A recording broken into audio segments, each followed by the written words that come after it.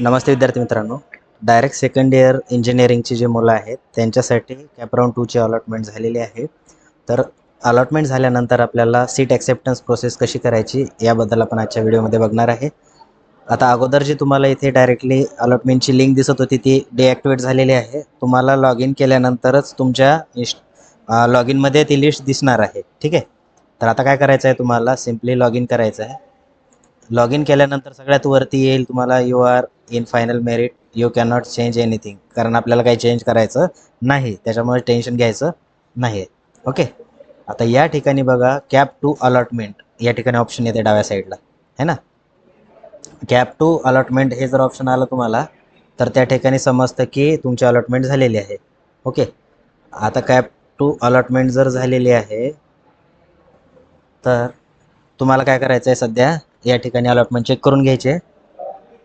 Allotment check केल्यानंतर आपल्याला seat acceptance process करायची आहे. ठीक आहे. आता या ठिकाणी अलॉटमेंट बघायचं आहे. या ठिकाणी चॉईस कोड जो आहे इथे काय आले, नो चेंज. जर तुम्हाला कॅपराऊंड 1मध्ये जे कॉलेज लागलं होतं तेच कॉलेज झालं असेल रिपीट तर या ठिकाणी नो चेंज म्हणून लिहून येईल है ना.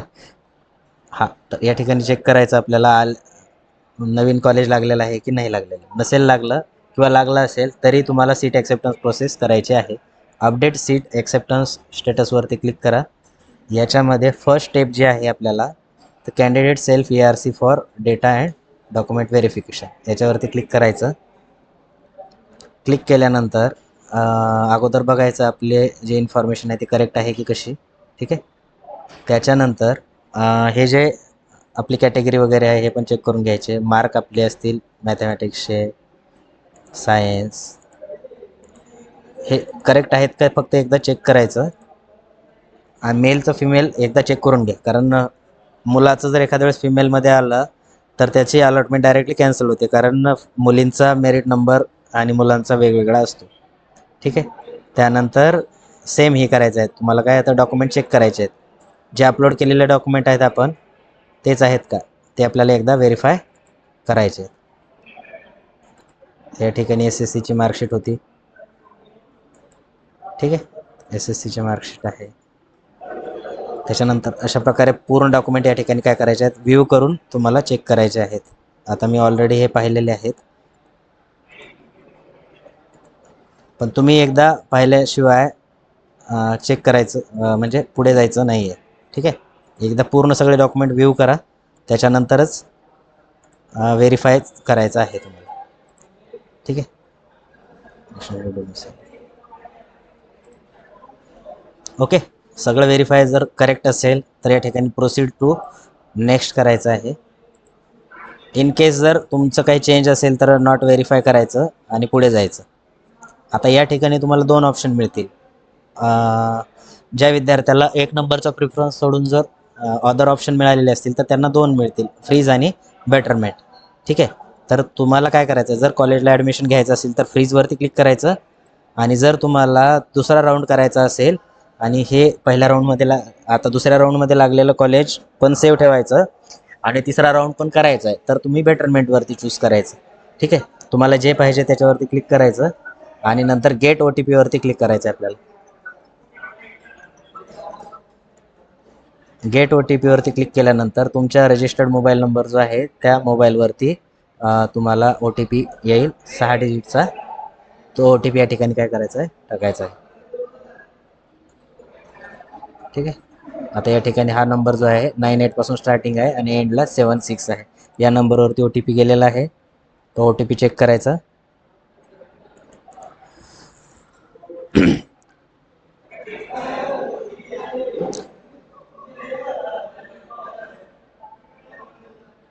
OTP आल्यानंतर या ठिकाणी टाकायचा आहे.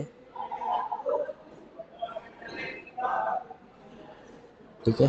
Update seat acceptance status.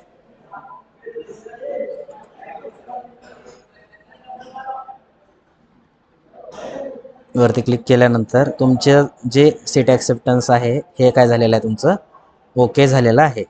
आता सकाळी बऱ्याच मुलांचं काय होत होतं की काहीही न करता नॉट फ्रीज किंवा फ्रीज, ऑटो फ्रीज असे ऑप्शन दिसत होते.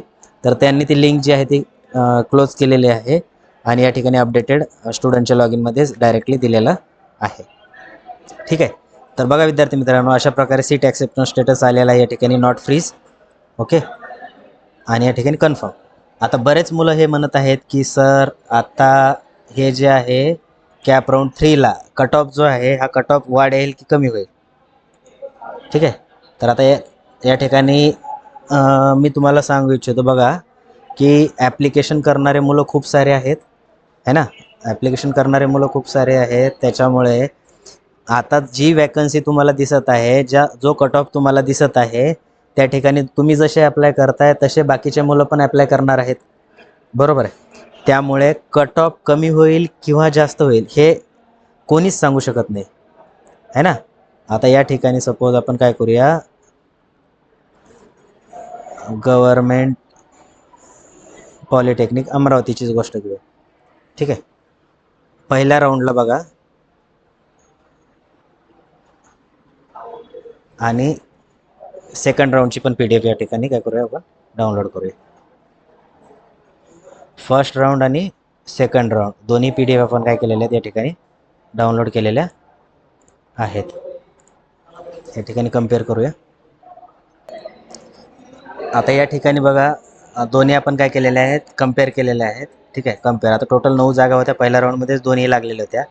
आता वॅकन्सी रिपोर्टमध्ये जर बघायला गेलो आपण तर बऱ्याच कॉलेजला काय झालेलं आहे, आता वॅकन्सी रिपोर्ट ज्यावेळेस येईल ना दुसरा राऊंड कंप्लीट झाल्यानंतर, त्यावेळेस बघा तुम्हाला जागा दिसतील EWSच्या, है ना.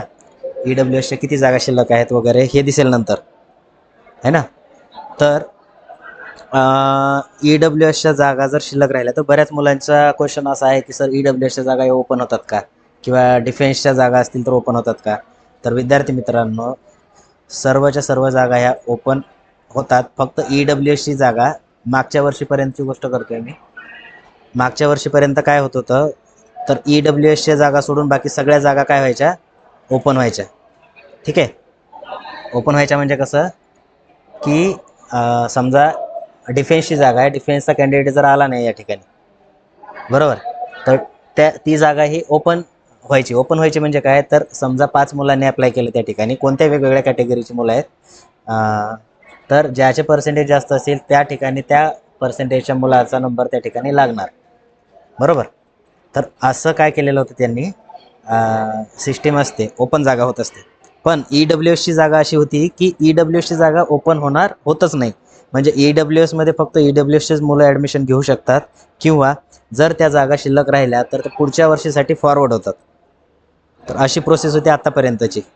आता यावर्षी पण सेम प्रोसेस जर कॅरी झाली तर EWSची जागा ओपन होणार नाही. आलं लक्षात? हां, तर शक्यतो तीच प्रोसेस फॉलो व्हायला पाहिजे यावेळेस पण, म्हणजे होणार असेल असं मला वाटते. कारण EWSचा जेव्हापासून सुरू झालेला तेव्हापासूनचा रूल आहे की EWSचा कॅन्डिडेट जर नाही भेटला तर ती जागा तशीच वॅकंट राहते आणि ती सीट जी आहे ते पुढच्या वर्षीच्या मुलांना अलॉट होते. म्हणजे पुढच्या वर्षी समजा 6 जागा जर पुढच्या वर्षी होणार असतील तर मागच्या 3 अशा 9 जागा होतात, है ना. त्यामुळे EWSच्या बऱ्याचशा जागा तुम्हाला काय दिसतात, वॅकंट दिसतात.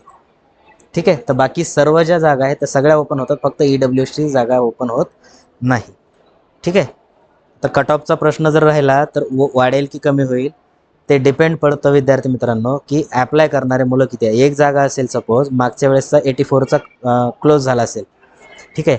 आता ॲप्लाय करणारे 2 मुलांनी काय केले की अरे मागच्या वेळेस 84चा आहे, तर जर 89 वाल्यानं अप्लाय केलं त्या ठिकाणी आणि दुसऱ्यानं 88 वाल्यानं अप्लाय केलं आणि तिसऱ्यानं 83 वाल्यानं केलं अप्लाय, तर नंबर कोणाचा लागेल, 89 आणि 90 वाल्याचा, आहे ना. आणि त्याचा कट ऑफ किती जाईल तिसऱ्या राऊंडसाठी, तर 89%चा कट ऑफ जाईल, म्हणजे कट ऑफ वाढला त्या ठिकाणी, है ना.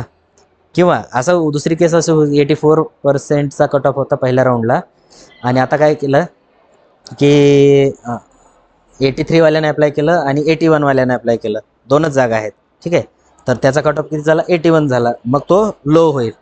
पण आता तिसऱ्या राऊंडसाठी आपण क्लिअरली कोणीच सांगू शकत नाही की वाढेल की कमी होईल. आता ते कशावरती डिपेंड आहे, तर मुलांवरती, तुमच्यावरती डिपेंड आहे की ॲप्लाय करणारे मुलं जागा किती आणि अप्लाय करणारे मुलं किती पर्सेंटेजचे अप्लाय करत आहे ना. त्यामुळे प्रिडिक्ट कोणीच करू शकत नाही, है ना. हां, तर अशा पद्धतीनं तुम्हाला काय करायचं आहे सध्या, बेटरमेंट आणि फ्रीज तेवढं करा बाकी पुढे कोणतं कॉलेज टाकायचं काय आहे ते त्याच्यावरती डिटेल तुम्ही डिस्कशन करू शकता. ठीक आहे, आय होप तुम्हाला समजलं असेल. भेटू आपण नेक्स्ट व्हिडिओमध्ये. आणि व्हॉट्सअपचा ग्रुप जर जॉईन केला नसेल तर त्याची लिंक डिस्क्रिप्शन बॉक्समध्ये आहे, तो ग्रुप जॉईन करून घ्या. चॅनल सबस्क्राईब करा असे सांगायची गरज मला कधी आतापर्यंत पडलेली नाही आहे. तुम्ही समजदार आहे, तुम्हाला इन्फॉर्मेटिव्ह वाटलं तर सबस्क्राईब करताच तुम्ही. ठीक आहे, भेटू आपण नेक्स्ट व्हिडिओमध्ये. थँक्यू.